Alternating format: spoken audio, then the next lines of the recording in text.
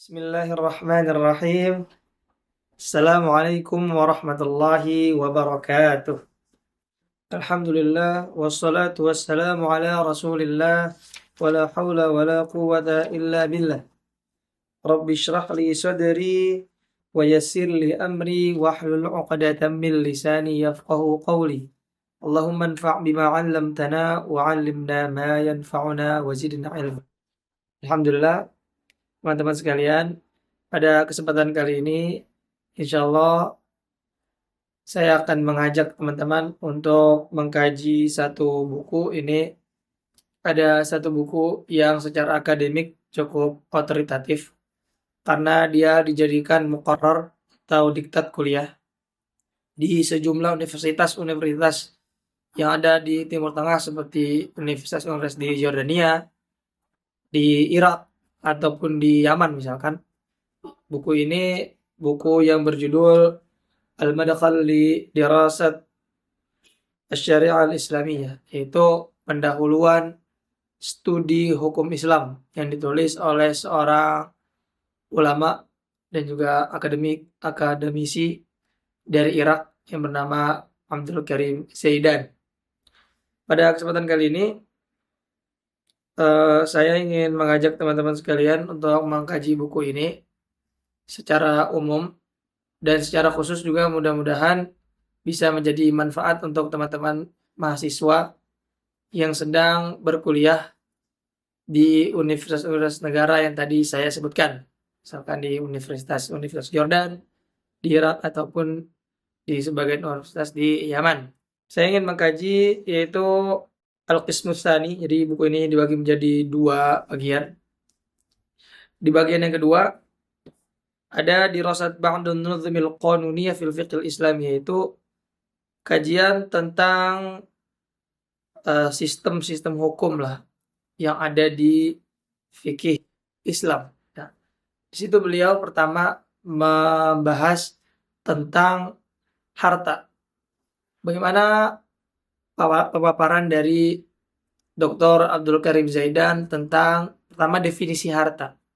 Karena beliau di sini pertama mengutip definisi harta yang ada di dalam kitab-kitab fikih klasik. Kemudian beliau mencoba untuk mengetengahkan definisi tersebut dan juga berusaha untuk menawarkan satu definisi yang berangkat dari kritikan beliau terhadap definisi yang ada di fikih klasik.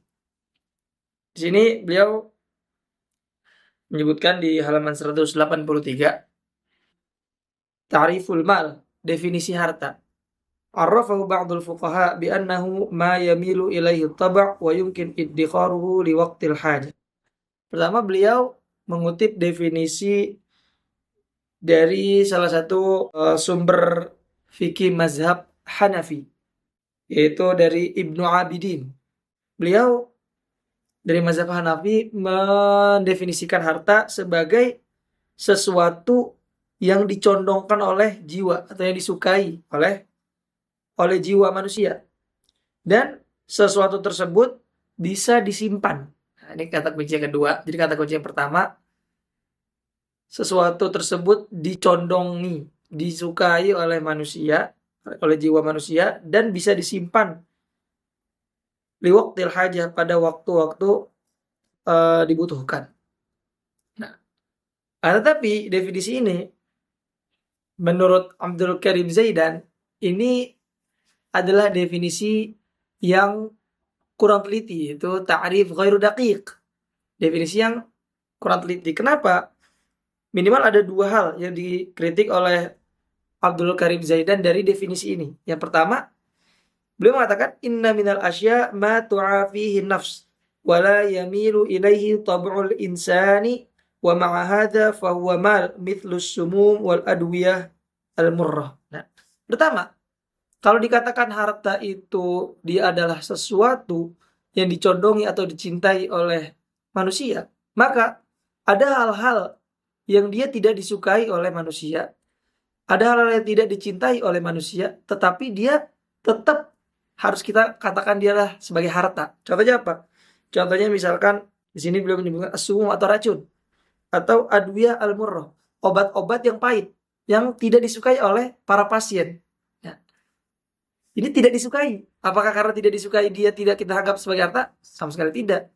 Pada faktanya hal-hal tersebut itu tetap harus dianggap sebagai harta. Itu yang pertama. Kemudian Abdul Karim Zaidan memberikan kritik yang kedua terhadap definisi tadi. Beliau mengatakan inna minal asya ma la yumkin iddikharuhu ala nahwin tabqa ma'ahu manfa'atuhu kama hiya wa ma'a hadza fa huwa minal amwali qat'an kal khadrawat wa nahwiha. Nah, kalau dikatakan kata kunci yang kedua dari harta itu adalah mampu disimpan atau dihimpun atau disimpan gitu. Maka ada hal-hal barang-barang atau harta lah yang dia tidak bisa disimpan. Maksudnya tidak bisa disimpan apa? Maksudnya kalau dia disimpan, apalagi disimpannya lama, maka kebermanfaatan dari benda tersebut akan menjadi hilang. Nah, apakah hal ini karena dia tidak bisa disimpan, maka dia tidak bisa atau tidak dianggap sebagai harta? Sama sekali tidak. Contohnya apa? Contohnya sayur-sayuran. Sayur-sayuran kalau misalkan kita punya sayur bayam, kita simpan dia 1 bulan, 2 bulan, 3 bulan, yang ada dia busuk. Artinya ada banyak, kita bisa sebutkan sayuran atau misalkan makanan dan lain sebagainya yang dia tidak bisa lah, tidak bisa disimpan apalagi lama-lama. Nah, tapi tidak mungkin karena dia tidak bisa disimpan ini, maka dia kita katakan tidak dianggap sebagai harta. Dia adalah harta. Bagaimanapun juga kalau kita punya ikan banyak itu harta. Kalau kita punya sayur banyak itu adalah harta. Nah, maka inilah dua kritikan dari Abdul Karim Zaidan terhadap definisi yang diajukan yang tadi dari mazhab Hanafi. Nah, kemudian beliau mengatakan sebetulnya beliau juga mengemukakan satu definisi lagi tetapi tidak beliau beri tanggapan. Nah, kemudian beliau mengatakan wa ta'riful mukhtar ma qalahul ba'd min annal mal kullu ma yumkin hiyazatuhu wal intifa' bihi ala wajhin mu'tad. Kata beliau, definisi yang kami pilih, ini pendapat beliau yang beliau kuatkan, yang beliau pegang, bahwa yang dinamakan harta itu adalah segala sesuatu yang bisa atau yang memungkinkan untuk dikuasai, hiyazatuhu, dikuasai, wal intifa'u bi, dan juga bisa dimanfaatkan, bisa dieksploitasi ala wajhin mu'tad, dalam kondisi normal. Nah, maksudnya bagaimana? Nah, beliau mengatakan fahadha ta'rif yadullu ala anna maliyata syai' tatahaqqaq idza tawafar fihi amran. Jadi sesuatu itu dikatakan sebagai harta, dia harus memenuhi 2 syarat. Yang pertama adalah imkan hiyazatuh, dia harus bisa dikuasai. Nanti kita lihat apa yang dimaksud dengan dikuasai karena ada macamnya. Kemudian selain dia bisa, harus mungkin dan bisa mampu dikuasai, dia juga imkanul intifa' bisa dimanfaatkan. Nah, sehingga ada catatan, setidaknya ada 5 catatan yang mesti diperhatikan. Dan ini dijelaskan oleh Dr. Abdul Karim Zaidan. Nah, yang pertama, yang perlu kita perhatikan, ma nahuzu wa nantafi'u bihi fi'lan yu'addu minal amwal. Pertama, segala sesuatu yang bisa kita kuasai dan juga bisa kita manfaatkan secara real, fi'lan, maka itu harus kita anggap sebagai harta. Contohnya apa? Contohnya tanah. Kalau kita punya tanah, punya kebun. Wasayyarat, kalau misalkan kita punya mobil. Nah, mobil ini bisa kita kuasai, kan? Secara real dia kita kuasai. Kita simpan di rumah kita gitu. Kita apain? Nah, bisa dimanfaatkan juga. Bisa kita gunakan misalkan kebun untuk bercocok tanam. Atau misalkan mobil bisa kita gunakan untuk berpergian. Pertama. Yang kedua, ma la nahuzu fi'lan walakin natamakkanu min hiyazatihi yu'addu malan. Nah, yang kedua, sesuatu yang tidak bisa kita kuasai secara real, tetapi dia sebetulnya bisa kita kuasai.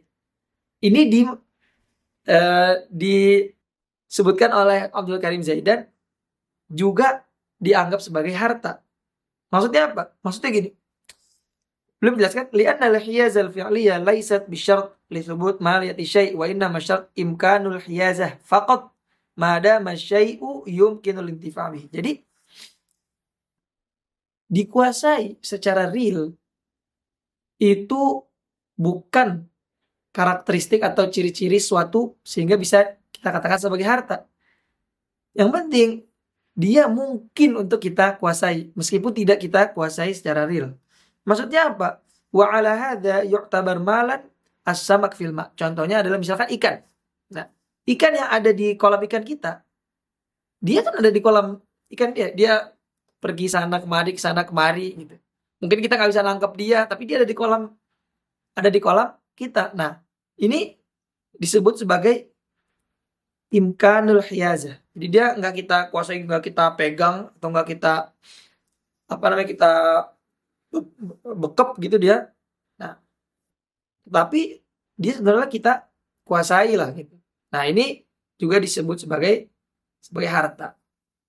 Jadi gitu. Jadi tidak harus dikuasai secara real dalam arti fi'lan gitu.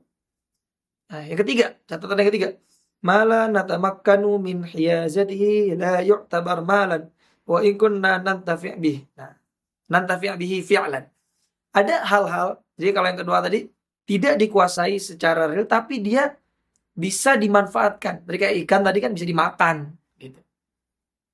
Walaupun ikannya tuh dia ada di kolam. Nah, bisa kita tangkap, bisa digoreng sama orang yang masak di rumah kita. Nah, tapi catatan yang ketiga, kata beliau, sesuatu yang tidak bisa dikuasai. Tidak. Ya, jadi sesuatu yang tidak bisa dikuasai. Bukan tidak bisa dikuasai secara real, tapi tidak memungkinkan untuk jadi la natamakkanu min hiyazati, maksudnya sesuatu yang tidak memungkinkan untuk dikuasai, tidak dianggap sebagai harta. Meskipun dia bisa kita manfaatkan. Jadi ada sesuatu dia tidak mungkin untuk kita kuasai, tetapi sesuatu tersebut kita kuasai. Contohnya apa? Dha'u syams. Contohnya ini, cahaya matahari. Kita memanfaatkannya untuk menjadi terang rumah kita. Pagi-pagi kita jadi menghangatkan badan. Nah, ini kita manfaatkan, tapi tidak mungkin kita bisa menguasainya. Nah, ini maka tidak dianggap sebagai harta.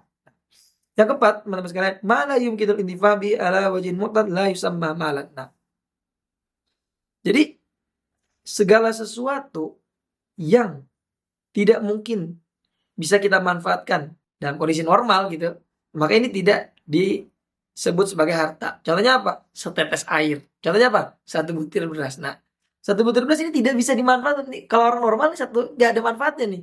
Karena beras itu kan dijadikan untuk mengenyangkan orang. Jadi dia diciptakan untuk mengenyangkan orang. Nah, satu ini apa kenyang ya? Nggak ada rasanya. Nah, ini tidak disebut sebagai harta. Sama kayak satu tetes air juga. Air kalau minuman ya untuk bisa bikin kita jadi tidak haus. Nah, tapi satu ini dia hampir tidak ada manfaatnya. Maka ini tidak dianggap sebagai harta. Nah, yang terakhir catatan beliau adalah, teman-teman sekalian, ma mana asyari al-intifa bihi man aman yusri fi haqqin nasi jami'an la yu'tabar malan wa in hazal insan wantafa bi fi'lan karena isti'malahu fi ba'dhi hajatihi kal maitana. Ada sesuatu itu yang dilarang oleh syariat untuk kita mengambil manfaat dia. Jadi ada sesuatu nih bisa kita kuasai. Tetapi syariat itu Islam tidak mengizinkan dan juga tidak menghendaki bagi kita untuk mengambil manfaat dari dia dalam kondisi normal. Meskipun kita diperbolehkan untuk memanfaatkannya dalam kondisi-kondisi yang tidak normal atau misalkan dalam kondisi darurat. Nah, maka ini tidak bisa dikatakan sebagai harta. Contohnya apa? Contohnya ketika seorang muslim memiliki banyak babi. Nah, babi itu bisa dikuasai. Nah, tapi tidak dikehendaki, tidak diizinkan oleh syariat bagi orang-orang muslim untuk memanfaatkannya, memakannya tidak boleh. Dalam kondisi normal. Nah, tidak boleh. Makanya beliau ada kata-kata ala wajhil mu'tad. Nah, kenapa?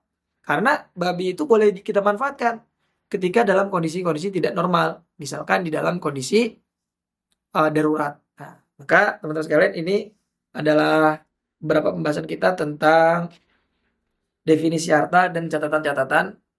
dari Abdul Karim Zaidan. Begitu pula tadi ada kritikan beliau terhadap definisi dari kitab fikih klasik. Itu tadi beliau mengutip dari mazhab Hanafi. Nanti kita lanjutkan perbincangan kita.